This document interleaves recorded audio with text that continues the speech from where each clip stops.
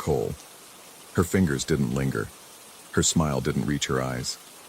She told me to call if I needed anything, but her business card had already been crumpled at the bottom of my pocket before I even turned to face the house.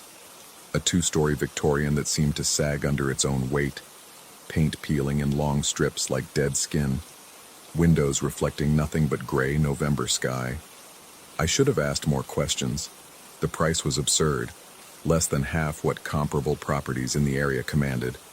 When I'd pressed the previous owner during our brief phone call, his voice had gone thin and distant. He wanted to get rid of bad memories, he said. His wife had left. The house reminded him of her. I understood that kind of pain, the way certain spaces can become soaked with the residue of what we've lost. My own divorce had left me desperate for exactly this.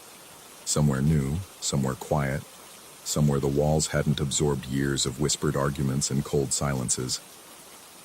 I moved in on a Friday. The afternoon light struggled through curtains I hadn't hung, casting the living room in a sepia tone that made everything look older than it was. The furniture I'd brought, a couch, a bed, a small dining table, sat in the empty rooms like afterthoughts, dwarfed by high ceilings and walls that seemed to stretch further than they should. The house smelled of dust and something else underneath, something organic and sweet, like flowers left too long in stagnant water. That first night, I blamed the settling noises on old pipes. Victorian houses groan, I told myself. They shift and creak like arthritic joints. The sound of something falling in the kitchen, a sharp crack followed by the unmistakable scatter of ceramic on tile, was just my imagination amplifying ordinary sounds in an unfamiliar space. I didn't go check. I lay in bed, staring at the ceiling, listening to my own breathing until exhaustion pulled me under. The dishes in the kitchen were fine the next morning. Every plate, every cup, every bowl arranged in the cabinets exactly as I'd left them. I stood there for a long time, running my fingers along their smooth surfaces, feeling foolish. Sleep deprivation, I decided. The stress of the move. I made coffee and watched steam curl toward a ceiling where a water stain spread in a shape that, if I squinted, looked almost like a woman's profile. The second week brought the voices. They came from the bedroom adjacent to mine, the one I'd designated as a future office but hadn't yet furnished. Muffled at first like a radio playing in another apartment, bleeding through two thin walls. I pressed my ear to the shared wall and heard the unmistakable cadence of an argument. A man's voice, low and insistent, and beneath it, a woman's responses, sharp and wounded. The words were indistinct, but the emotional texture was perfectly clear. I knew that rhythm. I'd lived inside arguments like that for years. When I opened the door to the empty room, the voices stopped. The silence that followed was somehow worse. Not the passive quiet of an unoccupied space, but an active, held-breath silence, as if something had just stopped speaking specifically because I was listening. I searched the room. I checked the windows, examined the walls for hidden speakers or vents that might carry sound from neighboring properties. The house was detached, sitting alone on its lot with at least 30 feet of overgrown garden separating it from the nearest structure. There were no neighbors close enough to hear. There was no rational explanation. That night I heard a door slam somewhere on the ground floor. The sound was violent, percussive, the kind of slam that comes from genuine anger. I sat up in bed, heart pounding against my ribs, and listened. Footsteps followed, heavy, deliberate, crossing the hallway below and then ascending the stairs. They stopped outside my bedroom door. I didn't open it. I sat in the dark, watching the thin strip of light beneath the door, waiting for a shadow to break it. None came. When I finally gathered the courage to look, the hallway was empty, and every door in the house stood open, including the ones I was certain I'd closed. Sleep became something I rationed rather than enjoyed. I lay awake cataloging sounds. The creak of floorboards, the whisper of air through gaps I couldn't locate, the occasional distant crash from the kitchen that I'd stopped investigating because the dishes were always fine in the morning, always arranged in their neat rows, always untouched. The feeling of being watched settled over me like a second skin. It was strongest in the bathroom, where the mirror seemed to hold my reflection a half-second longer than it should when I turned away. It was present in the kitchen, where peripheral shadows darted just beyond the edge of my vision. It followed me through the house, this invisible pressure, this sense of eyes tracking my movements with patient, unwavering attention. I started leaving lights on. I started sleeping with the television murmuring in the corner, its blue glow a barrier against the dark. Neither helped. The bed incident began 3 weeks after I moved in. I woke to the sensation of weight settling onto the mattress beside me. A distinct depression, the kind made by a body lowering itself slowly, carefully, as if trying not to disturb. I was facing the wall, frozen, every muscle locked rigid. I felt the warmth of proximity without contact, the way you can sense another person's presence even with your eyes closed. And then, crying. Soft, broken sobs, muffled as if by hands pressed over a mouth. A woman's grief, raw and shapeless, pouring out inches from my ear. Between the sobs, words emerged, whispered, barely audible, thick with terror. He's still here. I couldn't move. I couldn't breathe. The crying continued for what felt like hours, but was probably minutes, the mattress dipping and shifting with the weight of sorrow I couldn't see. When it finally stopped, the weight lifted slowly, and I heard, or felt, something move toward the bedroom door. I didn't turn over until morning. When I did, the sheets on the other side of the bed were twisted, bunched, disturbed in exactly the way they would be if someone had been lying there. I called my sister. I told her about the noises, the voices, the weight on the bed. She listened with the patient concern of someone who had watched me spiral through my divorce, who knew the texture of my particular brand of anxiety. "Have you been sleeping?" she asked. "Eating?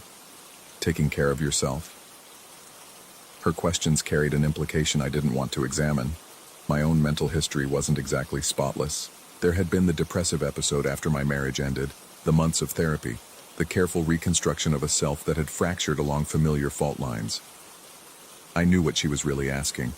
I knew she was wondering if this was a relapse. The worst part was, I wondered too. I started documenting everything. I bought a notebook and recorded each incident with clinical precision. The date, the time, the exact nature of the disturbance. The footsteps that paced the upstairs hallway every night at 3 a.m. The whispered arguments that bled through the walls. The dishes I found rearranged in the morning. Not broken, never broken, but moved, shifted, placed in patterns I hadn't created. The cold spots that appeared without explanation. Concentrated patches of frigid air that seemed to follow me from room to room. Reading the entries back, I saw how it looked. I saw the portrait they painted of a man losing his grip, conjuring phantoms from stress and isolation. The handwriting grew more erratic as the weeks progressed, the descriptions more desperate. But the documentation also revealed something else. Patterns. The voices always argued about the same things. Money, trust, another woman's name I could never quite catch. The weight on the bed always appeared between 2 and 4 a.m. The footsteps always stopped at the same point in the hallway, just outside the door to the empty room I still couldn't bring myself to furnish. I began to feel that I was observing something rather than experiencing it. That these disturbances weren't meant for me at all. I was an audience to a tragedy that had already happened, watching scenes play out on a loop, bleeding through whatever membrane separates then from now. The neighbor found me sitting on my front steps at 6 a.m., wrapped in a blanket, staring at nothing. I hadn't slept in 2 days. The weight on the bed had come every night, heavier each time, the crying more desperate, the whispered warnings more urgent. He's still here. He's still here. He's still here. The neighbor was an older woman, gray-haired and sharp-eyed. She brought me tea in a ceramic mug and sat beside me without asking permission. "You've seen her," she said. Not a question. My hands shook as I raised the mug to my lips. I didn't answer. "The previous owner," she continued, watching my face carefully. "Him and his wife. They fought constantly. The whole neighborhood heard. She was afraid of him. Anyone could see that. And then one day, she just wasn't there anymore. He said she left, packed her things in the middle of the night and disappeared. The tea had gone cold. I hadn't taken a single sip. No one believed him, the neighbor continued softly. We all thought, well, you hear stories about the things that happen behind closed doors, about the secrets houses keep. She looked at me then with something between pity and warning. He sold the house cheap because he couldn't stand to be in it anymore. Said he kept hearing her, kept feeling her at night, sitting beside him, crying. Said she wouldn't stop telling him that he was still there. My throat closed around words I couldn't form. The neighbor's eyes held mine. The question is, she said, who do you think she's warning? I'm writing this from the living room. It's 3 a.m., and the footsteps have started again, pacing, pacing the hallway above my head. The weight came earlier tonight, heavier than ever, the crying so close to my ear I could feel breath that wasn't there. The whisper has changed. The words have shifted. He's still here. He knows you can hear me. He knows you're listening. I've stopped trying to determine what's real. The boundary between haunting and psychosis has become meaningless. Either I'm sharing this house with echoes of something terrible, or I'm fragmenting in ways I can't control. And both possibilities lead to the same dark corridor. The neighbor's question haunts me more than any phantom. Who is she warning about? Is she speaking to whoever lives here? Whoever occupies this space that holds her like an insect in amber? Or is she speaking about whoever lives here? Is the presence she fears the previous owner imprinted on these walls like a bruise that won't fade? Or is it something else entirely? Something that was here before him, before any of them. Something that draws certain people to this house with its impossible price and its bad memories. I catch myself in mirrors now, staring, searching my own reflection for signs of something other. I've started to lose time, minutes here, an hour there. Gaps in my documentation where I don't remember what I was doing or where I was standing. Sometimes I wake on the stairs with no memory of leaving my bed. Sometimes I find my hands doing things without my permission. Opening doors, closing windows, arranging dishes in patterns that feel familiar, even though I've never learned them. The footsteps have stopped. The house has gone silent in that terrible, watching way. I just heard something in the hallway outside this room. A whisper, barely audible, but clear enough to understand. He's still here. And for the first time, I'm not certain which of us she means.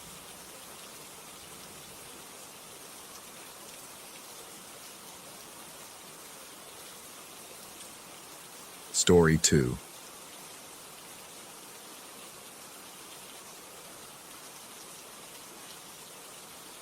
The smell hit me first, something between mildew and burnt sugar, a sweetness that clung to the back of my throat like a warning I chose to ignore. The apartment was small, barely 600 square feet of warped hardwood floors and walls that seemed to breathe when the radiator coughed to life. But the rent was impossibly low, almost offensively so, and I had learned long ago not to question good fortune when my bank account hovered perpetually near zero. The real estate agent moved through the space with the hurried efficiency of someone eager to complete an unpleasant task. He spoke quickly about the building's history, constructed in 1923, renovated twice, most recently in the 80s, while his eyes avoided mine with practiced precision. When I asked about the previous tenants, he paused at the window, his reflection ghostly against the gray afternoon light. They left without notice, he said. It happens sometimes. I should have pressed him. I should have asked why the rent was half the market rate, why the hallway lights flickered in patterns that almost seemed deliberate, why the building superintendent refused to meet my eyes when I passed him in the lobby. Instead, I signed the temporary lease and accepted the keys, their cold weight settling into my palm like a premonition. The first week passed without incident. I unpacked my meager belongings, arranged furniture that seemed to shrink against the apartment's cramped dimensions, and tried to convince myself that the persistent chill was merely poor insulation. The radiator worked in erratic bursts, filling the rooms with waves of dry heat that never quite penetrated the cold spots near the corners. At night, I would wake to the sound of settling pipes, the groaning of old wood, the distant murmur of traffic 7 floors below. Normal sounds. The sounds of any old building adjusting to a new occupant. It was on the 8th day that I discovered the first message. I had been repainting the bedroom wall. The previous color, a sickly yellow that reminded me of jaundiced skin, had begun to flake near the baseboard. As I scraped away the loose paint, my tool caught on something uneven beneath the surface. Letters emerged from under the yellow, carved into the plaster with what must have been a fingernail or the edge of a key, the marks deep enough to survive multiple coats of paint. Don't sign the final contract. I stood there for a long moment, the scraper trembling slightly in my hand. The logical part of my mind constructed reasonable explanations. A disgruntled former tenant, a joke, perhaps even my own imagination transforming random scratches into meaningful shapes. But my fingers traced the letters anyway, feeling their deliberate curves, the urgency embedded in each stroke. I painted over the message that evening. The fresh white coat covered it completely, though I found myself avoiding that section of wall, positioning my bed so I wouldn't have to face it while I slept. The second message appeared 3 days later, in the bathroom. I had been scrubbing the tile grout, a task I'd been avoiding since move-in, when I noticed discoloration behind the medicine cabinet. The cabinet came away from the wall with surprising ease, revealing a patch of exposed plaster covered in the same desperate handwriting. He only appears after the third rent. My second rent payment had processed 2 days prior. I had 19 days until the third. I began to research the building's history with an intensity that bordered on obsession. The public records revealed little. Construction permits, ownership transfers, the usual bureaucratic documentation of a century-old structure. No deaths were recorded within its walls, no scandals, no unexplained disappearances. The building existed in a kind of historical vacuum, unremarkable in every measurable way.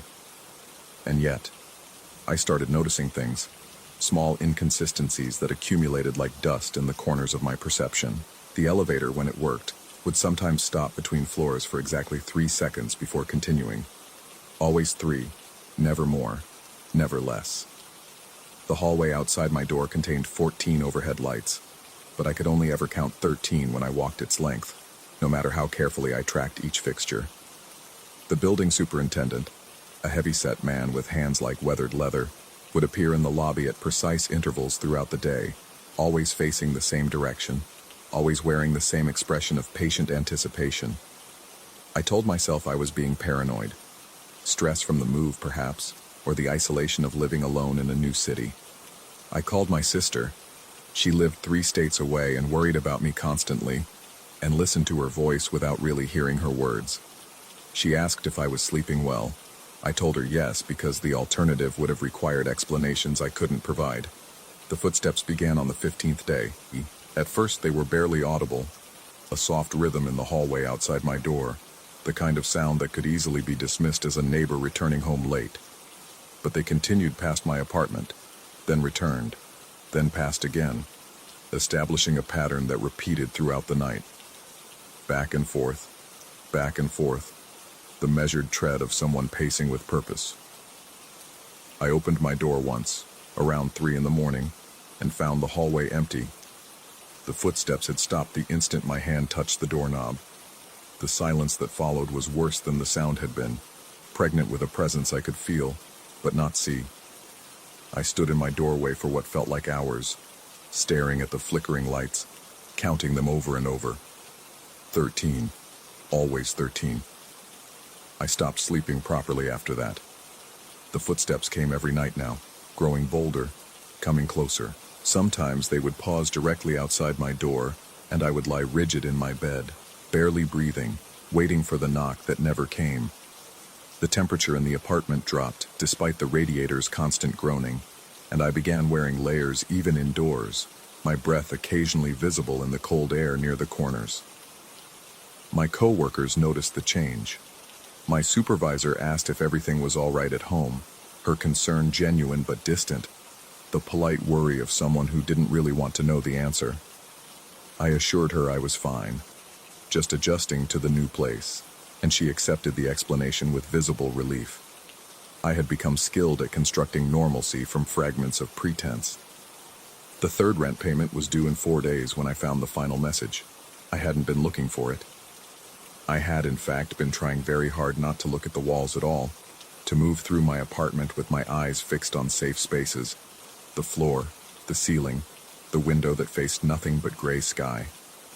But the corner of the living room had begun to bulge slightly, the wallpaper separating from the plaster beneath, and some compulsion I couldn't name drew me toward it. The paper peeled away easily, too easily, as if it had been waiting for my touch. Behind it, covering nearly the entire corner from floor to ceiling, words crowded together in frantic clusters, the handwriting increasingly erratic as it climbed higher. Names, dozens of them, written in different hands, different styles, spanning what must have been decades. Beneath each name, a date. Beneath each date, the same 2 words repeated like a litany. Still here. I don't remember falling. I came back to myself on the floor, my cheek pressed against the cold hardwood, staring at the baseboard where more words had been scratched into the wood itself, smaller than the others, almost invisible unless you knew to look. We never left.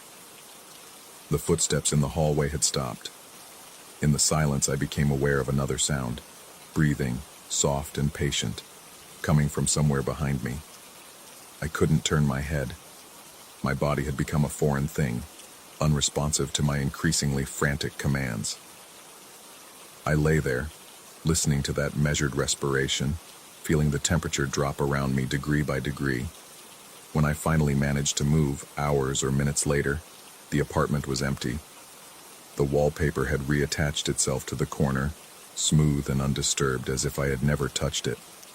I scrambled to my feet and tore at the paper, searching for the names, the dates, the evidence of what I had seen. The wall beneath was blank, fresh plaster, unmarked and white, and I called my landlord the next morning. The woman who answered spoke with the clipped efficiency of someone managing too many properties, too many tenants, too many complaints. I asked about the previous occupants, keeping my voice steady through sheer force of will. She consulted her records and told me the apartment had been vacant for 3 years before I moved in. That's impossible, I said. Someone was here. Someone left messages. She assured me I was the first tenant since the last renovation. The previous occupant had simply stopped paying rent and disappeared, leaving no forwarding address, no explanation, nothing but an empty apartment and an expired lease. I asked about the occupant before that. She put me on hold. When she returned, her voice had changed, becoming careful and measured in a way that made my skin crawl. Our records don't go back that far, she said. Is there anything else I can help you with? I have 2 days until my third rent payment. The footsteps have stopped completely now, replaced by something worse. A silence so complete it feels like pressure against my eardrums, like the building itself is holding its breath. I find myself avoiding the corners of my apartment, those cold spots where the temperature drops and the shadows seem to gather with purpose. Last night, I woke to find my bedroom door open, though I distinctly remember locking it before bed. The hallway beyond was dark, darker than it should have been with the emergency lighting that usually glowed green near the stairwell. I lay in bed and watched that darkness, waiting for something to emerge from it, certain that at any moment I would see movement, a shape, a face. Nothing came. Nothing ever comes. That's the worst part. The anticipation without resolution, the fear without confirmation. I am beginning to wonder if the messages were ever real, if the names on the wall were anything more than shadows cast by my deteriorating mind. The superintendent smiled at me this morning, a knowing expression that might have been friendly, or might have been something else entirely, and I couldn't bring myself to smile back. I've drafted an email to my landlord requesting to break my lease. It sits in my outbox, unsent, while I debate whether I'm overreacting, whether I'm allowing fear to dictate decisions I'll regret. The apartment is so cheap. The location is so convenient. Everything about this situation can be explained rationally if I'm willing to make the necessary assumptions about my own mental state. The final contract sits on my kitchen counter, delivered yesterday by a courier who wouldn't meet my eyes. All it requires is my signature and the third rent payment, and the apartment will be mine for another year. I pick up the pen sometimes, in weak moments, telling myself that signing is the reasonable choice, that the alternative, admitting something is wrong, facing the possibility that I've imagined everything, is worse than whatever might be waiting. The footsteps have started again as I write this, but they're not in the hallway anymore. They're inside the walls. I can hear them moving through the building's bones, tracing paths between the apartments, circling closer with each pass. Sometimes they stop directly behind me, separated from my back by mere inches of plaster, and I feel what might be breath against the nape of my neck, cold and patient and impossibly close. Tomorrow is the third rent payment. I haven't decided yet whether I'll make it, but I've noticed something strange about my reflection in the bathroom mirror, a hesitation in its movements, a fraction of a second where it doesn't quite match my own. I've started avoiding mirrors entirely, keeping my eyes fixed on the floor when I brush my teeth, refusing to look at any reflective surface after dark, because I'm no longer certain the face looking back is mine. And somewhere, in the walls, in the corners, in the cold spaces where the light doesn't reach, someone is waiting. Someone who has always been here. Someone who remembers every tenant who came before me, every name scratched desperately into plaster, every warning that went unheeded.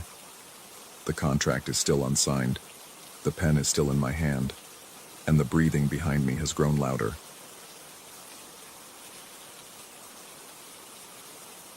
Story 3.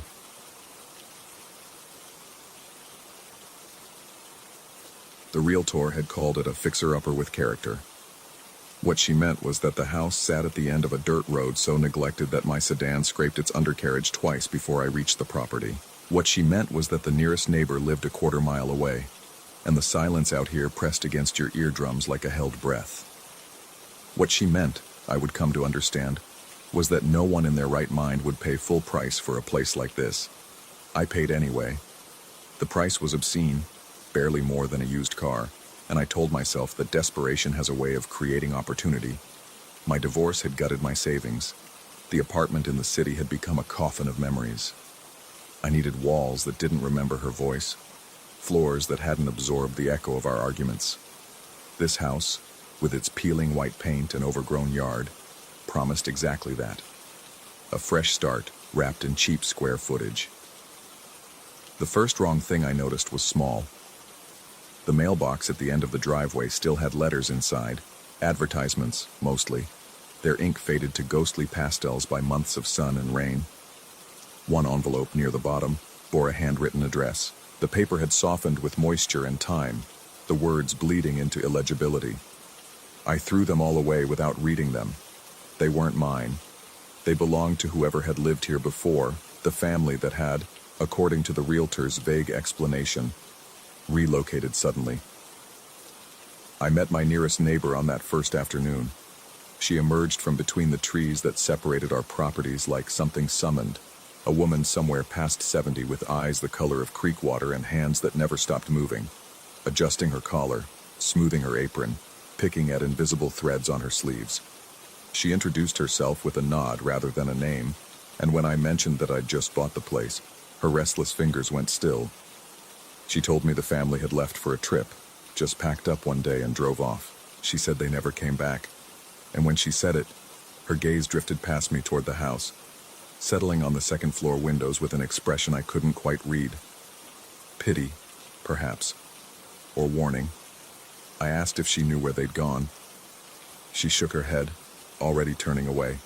Her final words hung in the humid air like a scent. Some places keep what's left behind. The interior of the house confirmed what the exterior had promised. Dust lay thick on every surface, disturbed only by my footprints as I moved from room to room.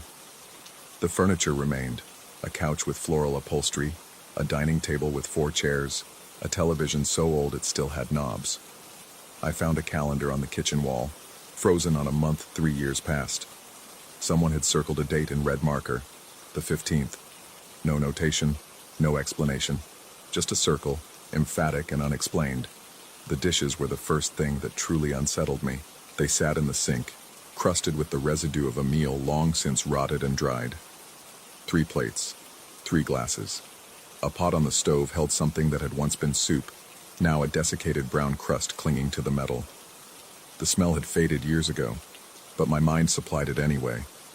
That sweet, sick odor of food left too long in summer heat. In the living room, I found toys scattered across a braided rug. A wooden train with faded red paint. Building blocks arranged in a pattern that might have been a house or might have been nothing. A stuffed rabbit, gray with dust, slumped against the leg of the couch as though placed there by careful hands and then abandoned. I gathered them into a cardboard box, my skin prickling with each touch. They felt heavier than they should have, weighted with the residue of play interrupted.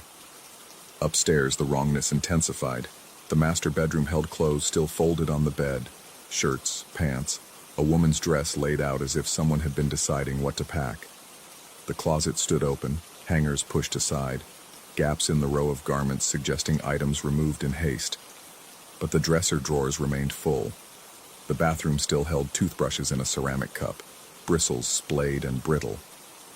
The other bedrooms, 2 of them, doors standing open to the hallway, held more evidence of sudden departure. I didn't linger in those rooms. The smallness of the beds, the faded posters on the walls, the abandoned belongings scattered across every surface made my stomach turn in ways I couldn't explain. I closed those doors and told myself I'd deal with them later, clear them out, make the space my own. That first night I slept on the couch downstairs. The master bedroom felt wrong, and I wasn't ready to confront it. I lay in the darkness, listening to the house settle around me, the creak of old wood, the tick of pipes, the whisper of wind through gaps in the window frames. Normal sounds, explicable sounds. I repeated this to myself until I almost believed it. The voice came just after 3 in the morning. It was soft, so soft I almost convinced myself I'd imagined it. A whisper that seemed to drift down the staircase like cold air, carrying words I couldn't quite parse. I lay rigid, my heart a fist pounding against my ribs, and strained to hear. The sound faded, replaced by silence so complete it felt deliberate. I didn't sleep again that night. The following days established a pattern. Daylight brought rationality. I cleaned, I scrubbed, I hauled bags of abandoned belongings to the curb, even though no garbage truck would come down this road. I told myself the house was just a house, the circumstances of its vacancy just an unfortunate mystery. The realtor had mentioned something about estate proceedings, legal complications, heirs who never materialized. It happened. People vanished from their lives all the time, but the nights refused to cooperate with my explanations. The whispers returned on the 3rd night, clearer now. I woke to the sound of murmuring from somewhere above me, a susurrus of voices too faint to understand but too persistent to ignore. I climbed the stairs with my phone's flashlight cutting through the darkness, my free hand trailing along the wall for balance. The closed doors at the end of the hallway seemed to pulse with shadow, seemed to breathe in the unsteady light. I pressed my ear to the wood. The sound stopped immediately, as though whatever made it had been listening for my approach. The silence that followed was worse than the whispers, expectant, patient, aware. I returned to the couch and lay there until dawn, watching the ceiling, waiting for something I couldn't name. The distortions began subtly. I would enter a room and find objects moved, not dramatically, not in ways I could prove, but shifted. The wooden train I'd boxed up appeared on the kitchen counter. The stuffed rabbit materialized on the bottom step of the staircase, positioned as though descending. I told myself I'd move these things myself, that memory was fallible, that the stress of relocation and divorce had fragmented my attention. But the explanations rang hollow, even as I spoke them aloud into the empty rooms. The sensation of being watched grew impossible to ignore. It prickled at the back of my neck while I washed dishes, tightened my shoulders while I read in the evenings, sent me spinning toward doorways, certain I'd caught movement in my peripheral vision. The house had no mirrors. I'd noticed this early on, found it strange, filed it away. Now the absence felt intentional, as though something in this place didn't want to be seen or didn't want me to see myself. I began sleeping poorly, then barely at all. The whispers came every night now, always in the small hours, always from those closed rooms upstairs. I stopped investigating. I would lie on the couch and listen as the sounds waxed and waned, sometimes resolving into what almost sounded like words. Please, don't. Here. The fragments assembled themselves into pleas I refused to fully comprehend. On the seventh night, I heard the words clearly for the first time. The voice drifted down the staircase like smoke, weightless and pervasive, and it said, "Don't forget us here." I visited my neighbor the next morning. She was hanging laundry in her yard, moving with the mechanical efficiency of someone performing a task done 10,000 times. I asked her about the family again, how many had lived there, when exactly they'd left, whether she'd seen the car drive away. Her hands paused on a clothespin. She told me there had been a father and a mother and others. She said they'd seemed happy enough, though she hadn't known them well. The father had worked in the city, commuted every day down that terrible road. The mother had gardened, planted tomatoes that still grew wild in the backyard, choked now with weeds. They'd left one morning in summer, she said, all of them together. She'd seen the car pull out of the driveway and head toward the main road. I asked if anyone had investigated, if anyone had looked for them. She resumed hanging laundry, her voice flat. The house sat empty, she said. The years passed. Eventually someone put it up for sale. That was all she knew. That was all anyone knew. I walked back to my property with her words circling my thoughts. All of them together. I tried to picture it. A family loading suitcases, climbing into a car, driving toward a vacation they'd never take. But the image kept splintering, kept fracturing against the evidence I'd found inside. The dishes, the clothes laid out, the toys positioned as though in the middle of play. People didn't leave like that, not for a trip, not voluntarily. The paranoia took root in the second week, growing tendrils through every moment of my waking hours. I began checking the locks obsessively, circling the house at dusk to peer into shadows, starting at sounds I couldn't identify. The whispers had become a nightly constant, but now I heard other things too. Footsteps in rooms I wasn't occupying, the creak of weight on floorboards overhead, the soft thump of something falling. Every time I investigated, I found nothing. Empty rooms, settled dust, silence that felt like held breath. I stopped opening those doors upstairs. I couldn't say why exactly. The dread had grown too heavy, too specific. I would stand in the hallway and feel certain, irrationally, impossibly certain, that something waited on the other side, something that wanted me to open the door, something that had been waiting for a very long time. My sleep collapsed entirely. I would doze for minutes at a time, jerking awake at phantom sounds, my body rigid with adrenaline. In the mornings, I found evidence of my own movements that I couldn't remember making. Dishes washed and stacked, furniture rearranged. Once I woke to find myself standing at the bottom of the staircase, my hand on the banister, my bare feet cold against the wood floor. I had no memory of getting up, no memory of walking across the room. I had been dreaming of voices, of small hands tugging at my sleeve, of pleas I couldn't understand. The line between sleeping and waking blurred. The line between memory and imagination dissolved. I began to question every perception, every sensation, every thought that surfaced in my fragmenting mind. Was I hearing whispers, or was I manufacturing them from the white noise of solitude? Were objects moving, or was I moving them myself and forgetting? Was the house haunted, or was I? I couldn't answer. I still can't. The final night began like all the others. I lay on the couch in darkness, listening to the house breathe around me, waiting for the whispers to start. They came at 3, as always, that soft murmuring from above, those half-formed words that slipped through my comprehension like water through fingers. But this time they grew louder. The voices rose in volume and intensity, layering over each other, becoming a chorus of desperate pleas that filled the house like floodwater. Don't forget us. Please don't forget us here. The words battered against my ears, against my mind, until I couldn't tell if I was hearing them, or thinking them, or screaming them myself. I climbed the stairs. I don't remember deciding to do it.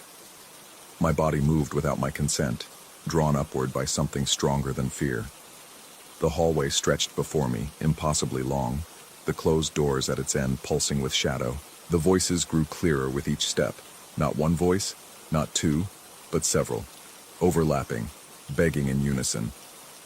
My hand closed around the doorknob. The metal was cold, so cold it burned. I opened the door. The room beyond was empty. Moonlight fell through the window onto bare walls, bare floors, bare shelves stripped of every object I'd seen days before. No toys, no furniture, no evidence that anyone had ever occupied this space. But in the dust on the floor, dust I knew I'd cleaned, dust I'd scrubbed away with my own hands, there were footprints, small ones, so many of them, circling the room endlessly, wearing paths into the gray film, overlapping and crisscrossing in patterns that made no sense. And on the wall, written in what looked like finger-drawn lines through the dust, were words I will never forget. "We are still here. You promised you wouldn't leave." I backed out of the room. I closed the door. I walked down the stairs and out of the house and sat in my car until morning, shaking, watching the windows for movement I never saw. I'm writing this from a motel room 30 miles away. I haven't been back to the house in 4 days. I tell myself I'll return eventually, to collect my things, to put it up for sale, to close this chapter of my life. But every time I think about that door, about those footprints in dust that shouldn't have been there, about that message addressed to someone who wasn't me, my hands start trembling and my vision blurs at the edges. The realtor calls every day. She wants to know if I'm satisfied with my purchase. She wants to know if there's anything she can help with. I don't answer. I've started hearing whispers here too. Faint, almost inaudible. Probably just the ventilation system, the hum of the ice machine outside my door, the murmur of televisions through thin walls. Probably just my mind manufacturing sounds from silence, still trapped in patterns established during those sleepless nights. Probably. But sometimes, late at night, I hear the words clearly. And I wonder if the family ever really left that house at all. I wonder if something in that place collects what stays behind. Not bodies, but something else. Something that lingers. Something that waits. I wonder if I left something behind too. I wonder if it's calling me back.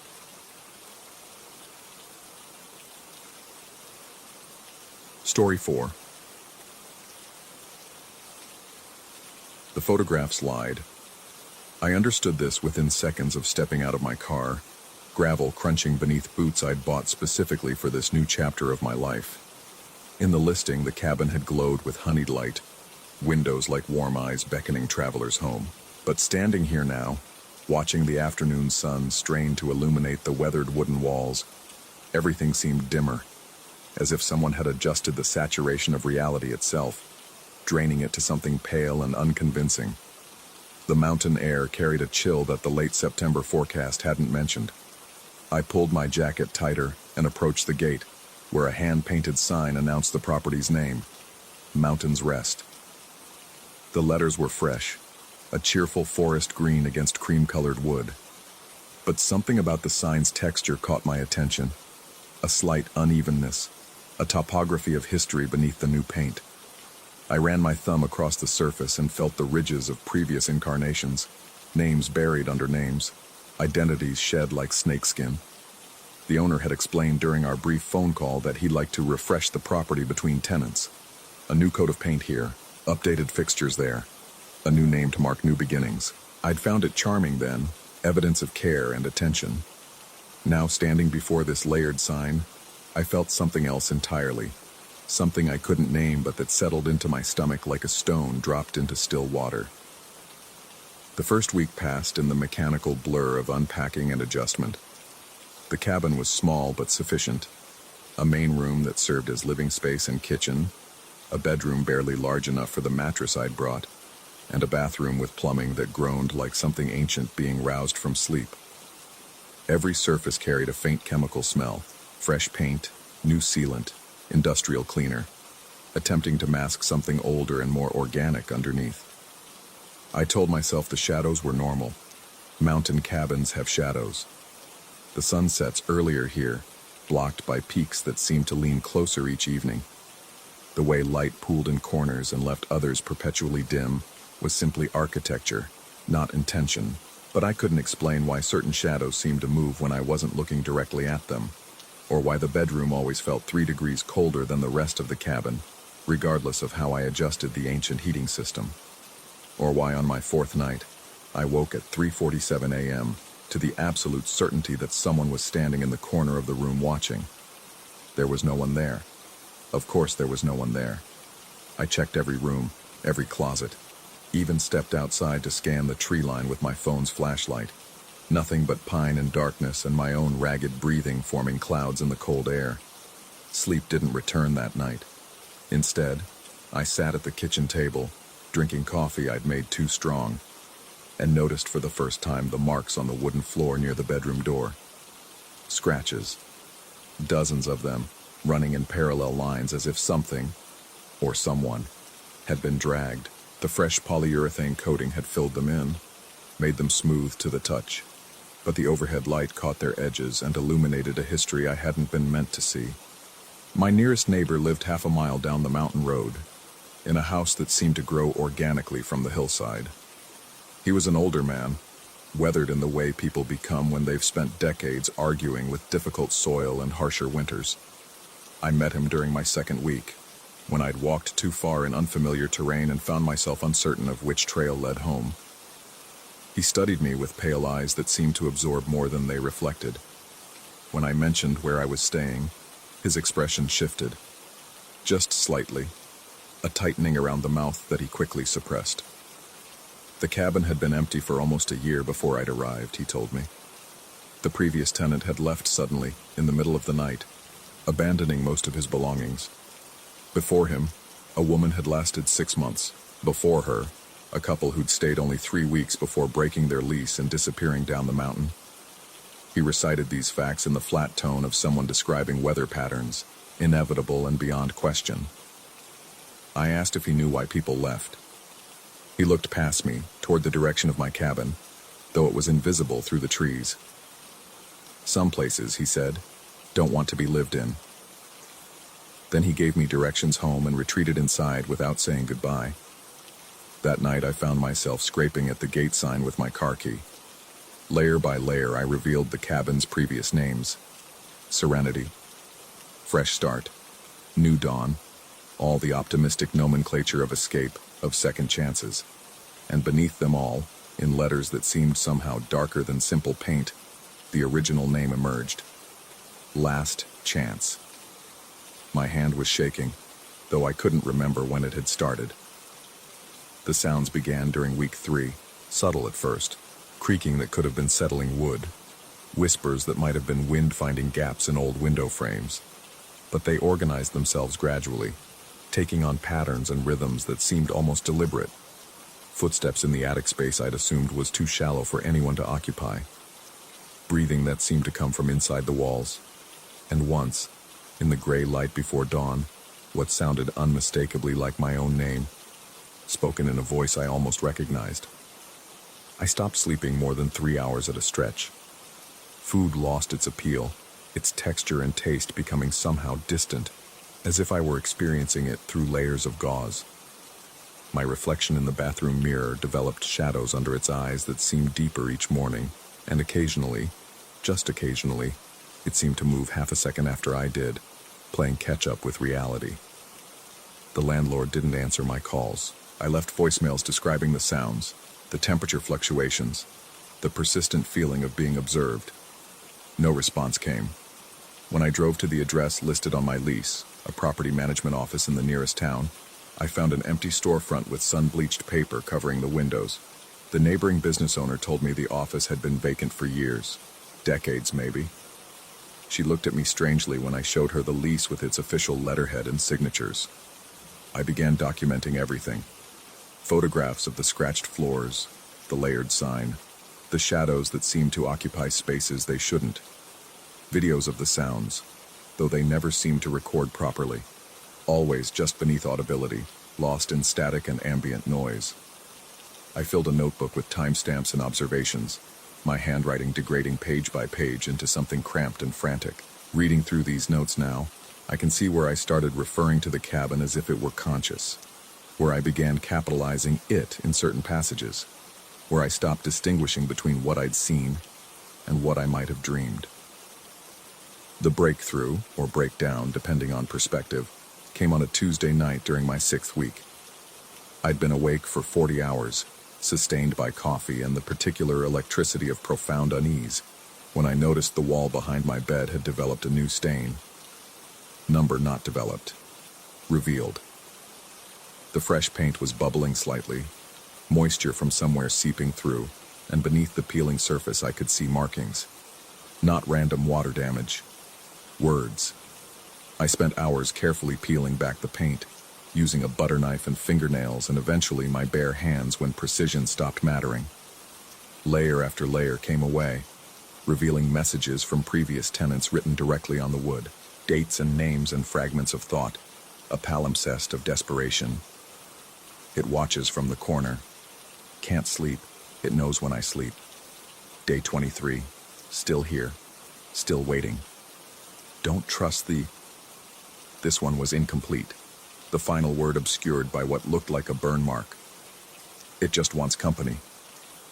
And finally, in handwriting, I recognized with sick certainty as my own, though I had no memory of writing it. I never left. My hands were raw and bleeding. The cabin had gone completely silent. No creaking, no whispers, no sounds at all except my own ragged breathing. Even the wind outside had stopped, as if the world itself were holding its breath, waiting to see what I would do. I ran to the bedroom door and found it locked from the outside. I'm still here. I don't know how many days have passed since that night. Time has become unreliable, measured only by periods of light and dark that seem to stretch and compress according to their own logic. The door unlocked eventually, or perhaps I only imagined it had been locked in the first place. The messages on the wall were gone when I looked again, covered by paint that showed no evidence of being disturbed. My car won't start. The engine turns over but never catches, as if something essential has been removed. My phone shows full signal but calls never connect, texts never send, and the internet delivers only cached versions of pages I visited weeks ago. The neighbor hasn't been outside when I've walked past his house. The curtains are always drawn.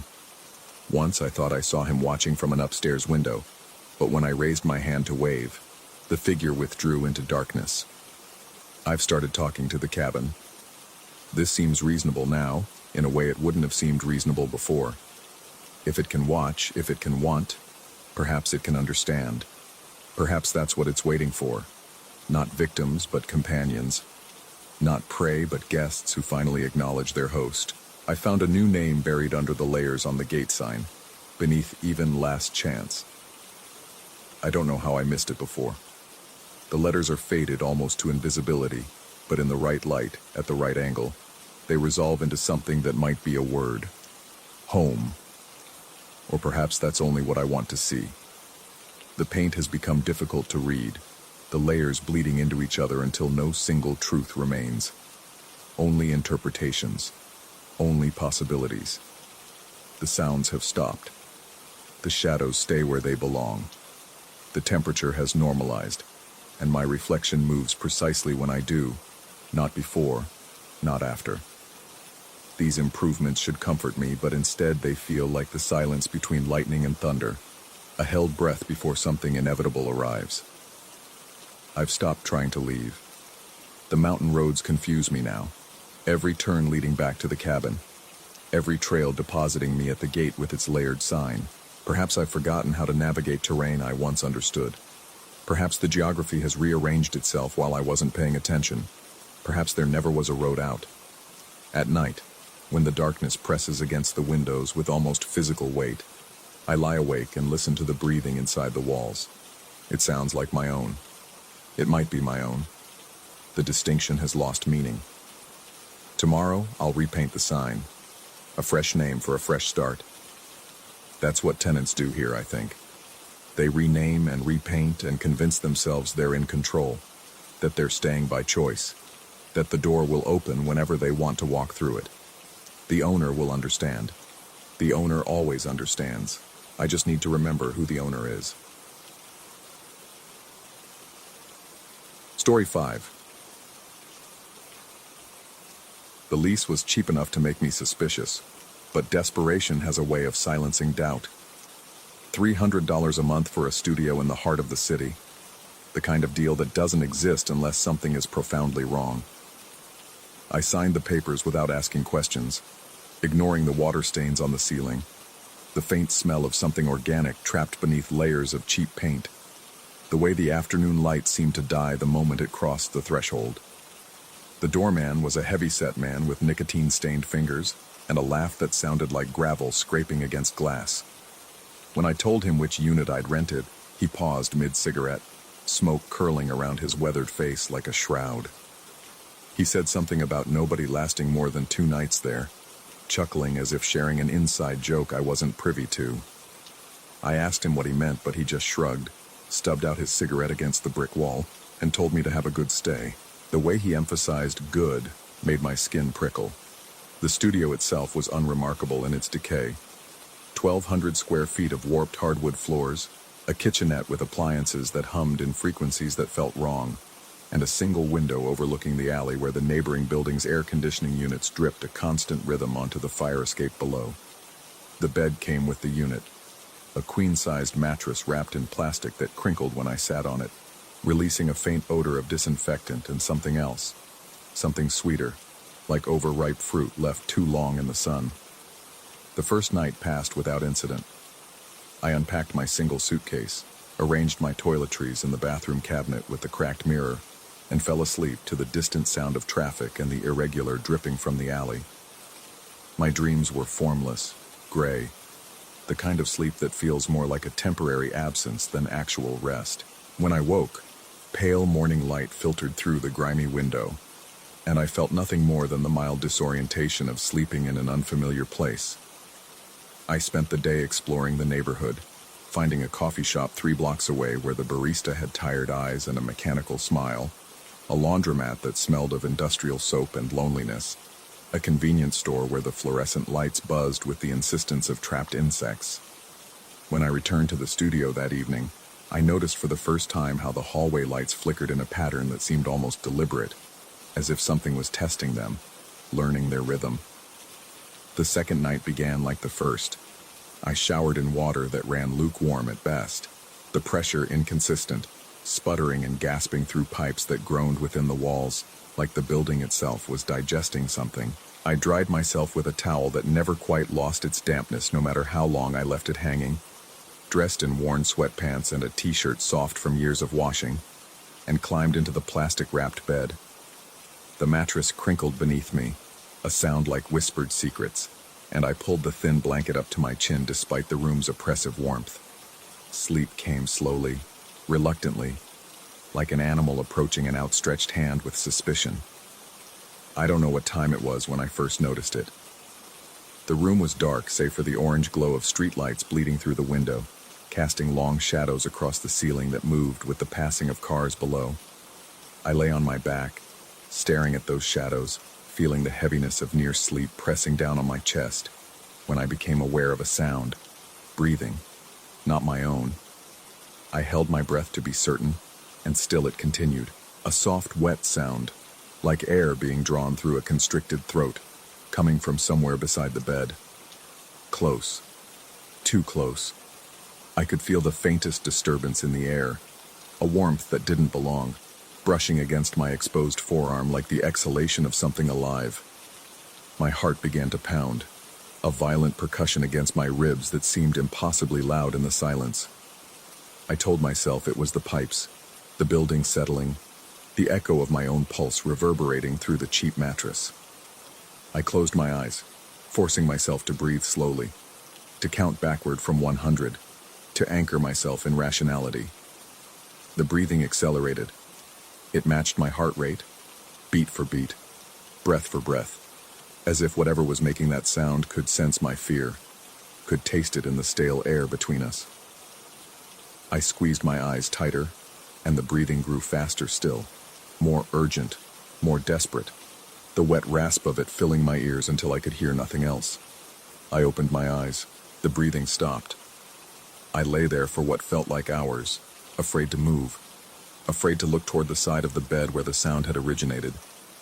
The shadows on the ceiling continued their silent dance, indifferent to my terror. Eventually, exhaustion won out over fear, and I slipped into a sleep plagued by dreams of drowning in black water while something circled beneath me, never touching, only watching. The third morning arrived gray and heavy, the sky outside the window the color of old bruises. I sat on the edge of the bed for a long time, listening to the building around me, the distant clang of pipes, the muffled footsteps of neighbors I never saw, the persistent dripping from the alley below. I tried to convince myself that what I'd heard was a dream, a hypnagogic hallucination born from stress and unfamiliarity. People hear things when they're falling asleep. It's documented, scientific, normal. I didn't believe myself. I spent the day outside the studio, unable to bear the thought of being within those walls while daylight lasted. I walked until my feet ached, sat in the coffee shop until the barista's mechanical smile began to falter with each refill, wandered through a park where the trees stood bare and skeletal against the overcast sky. When evening came, I stood outside my building for nearly 30 minutes, watching the windows of my floor, half expecting to see something looking back. There was nothing, just glass, reflecting the dying light. The doorman wasn't at his post when I entered. The lobby was empty, the fluorescent lights casting everything in a sickly pallor that made my skin look jaundiced. I climbed the stairs slowly, each step creaking beneath my weight, counting the flights like a condemned man counting the days until execution. The door to my studio looked the same as when I'd left it. The same peeling paint, the same tarnished brass numbers, the same faint smell of mildew seeping through the cracks. But when I inserted my key and turned it, I felt a resistance that hadn't been there before, as if something on the other side was pressing against the door, leaning its weight into the frame. The door opened to an empty room. I entered slowly, scanning the shadows, checking the corners, the bathroom, the closet that was too shallow to hide anything larger than a coat. Everything was exactly as I'd left it. My toiletries in the cabinet, my suitcase against the wall, the bed with its plastic-wrapped mattress, sheets twisted from my restless sleep the night before. But the air felt different, heavier, charged with an expectation I couldn't name. I didn't want to sleep. I sat in the single chair by the window, watching the alley below, watching the shadows lengthen and merge as night consumed the city. I turned on every light in the studio, banishing the darkness to the corners where it pooled like oil, waiting. I drank coffee from the pot I'd bought at the convenience store, bitter and burnt, until my hands trembled and my thoughts raced in circles that led nowhere. Eventually, inevitably, my body betrayed me. My eyes grew heavy despite the caffeine, my muscles slack with exhaustion. I told myself I would just rest my eyes for a moment, just close them for a second, The breathing began immediately, closer this time, not beside the bed but beside me, beside the chair, so close I could feel the heat of it against my cheek. My eyes flew open, and I saw nothing. The room was empty. The lights still blazed, the shadows still cowered in their corners. But the breathing continued, wet and ragged and hungry, coming from a space that should have been empty. That was empty, that I could see was empty. I stood so quickly the chair toppled backward, crashing against the hardwood floor with a sound that echoed through the studio like a gunshot. The breathing stopped. I spun in a slow circle, searching for the source, finding only air and light in the distant hum of the refrigerator. My hands were shaking. My breath came in short, sharp gasps that fogged in the air before me. The room had grown cold, impossibly cold, despite the radiator clanking steadily in the corner. I could see my exhale crystallizing in the light, white plumes that dissipated into nothingness. And then I noticed the second plume. Beside me, perhaps 2 feet away, where nothing stood, where nothing could stand. A column of fog formed with each wet breath I could still hear but no longer wanted to acknowledge. I watched, paralyzed as the fog appeared and disappeared in a rhythm that had nothing to do with my own lungs. Each exhalation hanging in the frozen air like proof of something impossible. Something that was there, that was right there, that I could not see, but could not deny. I ran. I don't remember leaving the studio, don't remember descending the stairs, don't remember bursting through the lobby doors into the cold night air. I found myself on the sidewalk, gasping, my bare feet numb against the concrete, wearing only my sweatpants and thin t-shirt. I stood there for a long time, staring up at the window of my studio, watching for movement, for a shape, for anything that might confirm I wasn't losing my mind. The window remained dark. I'd turned off the lights. I knew I had turned on every light. I knew this with the certainty of someone who had done it deliberately, obsessively, checking each switch twice. But the window was dark now, a black rectangle against the building's facade. And as I watched, I saw something press against the glass from the inside. Not a hand, not a face, just pressure, a distortion in the glass, as if something was leaning against it, looking down at me, watching. The doorman found me the next morning, still standing on the sidewalk, shivering in the gray dawn light. He didn't seem surprised. He asked if I'd made it to 3 nights, and when I didn't answer, he nodded slowly, as if I'd confirmed something he already knew. He said the last tenant had made it to 4, but she'd stopped speaking after that. Spent 2 weeks in the hospital before she could tell anyone what happened. She never did tell anyone. She still can't. I asked him what was in that room. He lit a cigarette, took a long drag, and told me that nothing was in the room. That was the problem. Nothing was in the room, and nothing was very, very hungry. I left that morning, packed my single suitcase with hands that wouldn't stop trembling, walked out without looking back, without canceling the lease, without asking for my deposit. I'm writing this from a motel room 30 miles outside the city, a room with thin walls and stained carpet and a door that locks from the inside with a chain I've checked 17 times. It's almost midnight now. I've left all the lights on. I've stuffed towels under the door. I've convinced myself, almost, that whatever was in that studio stays in that studio, that it's bound to those walls, that it can't follow. But I can hear it now, that wet, ragged breathing, just beside the bed, just out of sight. Accelerating, always accelerating, every time I close my eyes. And I'm no longer certain of anything, whether the sound is coming from outside me or from within, whether I left the studio or brought something with me, whether the thing that breathes in the darkness has always been here, patient and hungry, waiting for me to notice, waiting for me to listen, waiting for me to finally understand that the space beside me has never, not once in my entire life, been as empty as I believed. I won't sleep tonight. I'm afraid of what I might hear if I do. I'm more afraid of what I might see if I open my eyes. Story 6.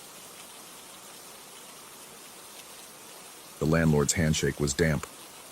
I remember that detail now, though at the time I attributed it to the August heat, to nerves, to anything reasonable. He was an older man with eyes that never quite settled on my face, always drifting past my shoulder as if tracking something behind me. When he mentioned the house's history, his voice dropped to something barely above a whisper, and I had to lean closer to hear him say that the previous tenants had experienced strange problems. He didn't elaborate. I didn't ask. The rent was half what I'd been paying for my cramped apartment downtown, and I was desperate enough to let vague warnings dissolve into the excitement of finally having space, silence, a place entirely my own. The first week passed without incident. The house was old but solid, built sometime in the 1940s with thick plaster walls that muffled the outside world into a distant hum. I unpacked boxes, arranged furniture, and settled into the particular rhythm of solitary living. My wife had left 8 months earlier.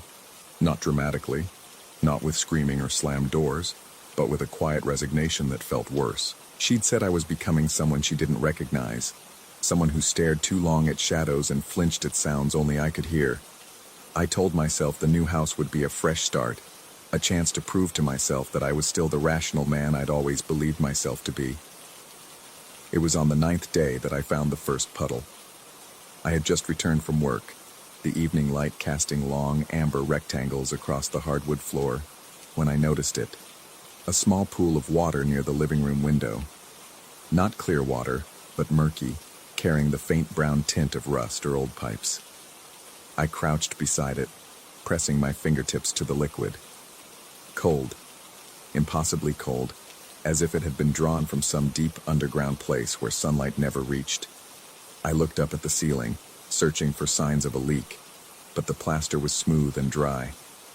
The window was closed, sealed tight against the humidity outside. I cleaned it up with paper towels and told myself it was condensation, some quirk of the old house's ventilation system.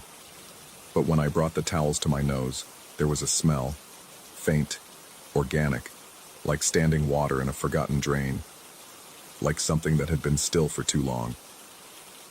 3 days later, another puddle appeared in the hallway outside my bedroom, then one in the kitchen, forming a nearly perfect circle on the linoleum. They always came when I wasn't looking, as if the house was waiting for my attention to drift before releasing its strange moisture. I started checking the floors obsessively, running my hands along the baseboards, feeling for dampness. My palms came away dry, yet an hour later, there it would be. Another small lake of that brackish water, always cold, always carrying that faint mineral stench. I called a plumber. He was a heavy-set man with kind eyes who spent 2 hours checking every pipe, every fitting, every conceivable source of water in the house. He found nothing. When I showed him where the puddles had appeared, he scratched his head and suggested I keep an eye on the humidity levels. He looked at me the way my wife used to look at me in those final months, with a mixture of concern and something uncomfortably close to pity. The bathroom became the epicenter of my unease. It was a small room, original to the house, with hexagonal floor tiles in faded white and a clawfoot tub that dominated the space. The mirror above the sink was old and slightly warped, creating subtle distortions in my reflection that I tried not to examine too closely. It was there that I first noticed the steam. I had just woken, stumbling into the bathroom with the grogginess of disrupted sleep, when I saw it, a fine mist clinging to the mirror's surface, droplets running in thin lines toward the sink. The shower was off. The hot water hadn't been touched since the previous evening. I pressed my hand to the glass and felt warmth, residual heat as if someone had just stepped out of a scalding bath. I stood there for a long moment, my reflection fractured through the condensation, watching the droplets trace their paths downward like tears. I wiped the mirror clean. I told myself it was nothing, but it kept happening. Every morning, sometimes in the middle of the night when I padded to the bathroom in darkness, the mirror would be fogged, the air thick with humidity that had no source.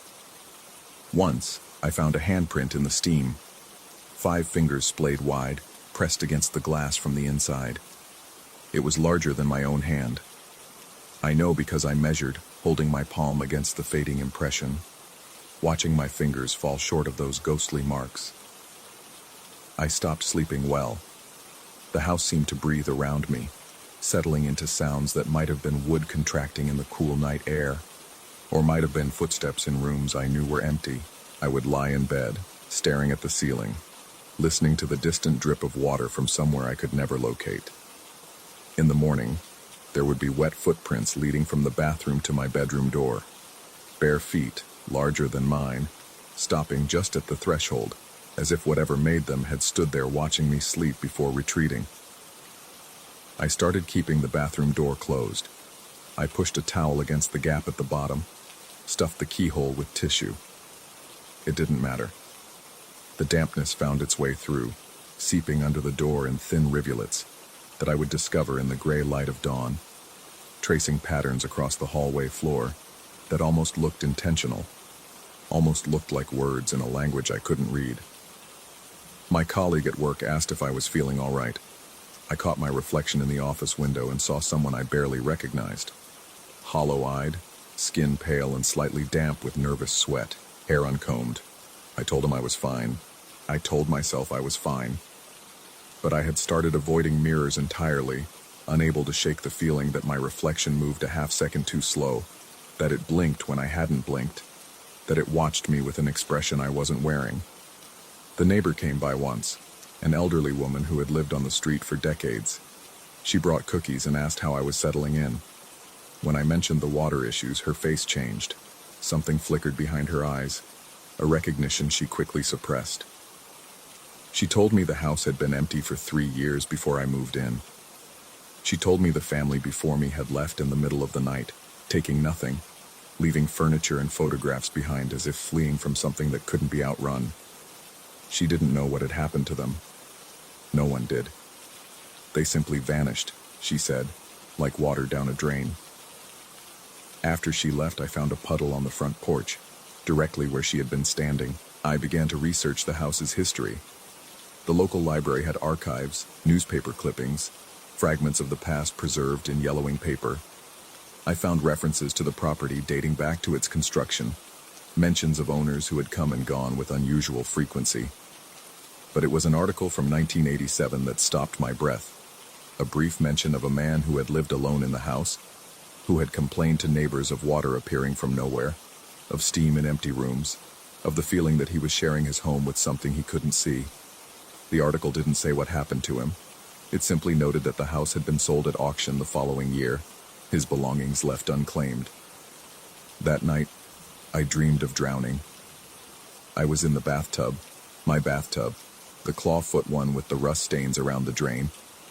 But the water was black and cold and rising. I couldn't move, couldn't scream, could only watch as the water climbed past my chest, my neck, my chin. Just before it closed over my face, I saw a figure standing at the edge of the tub, looking down at me with features I couldn't quite make out.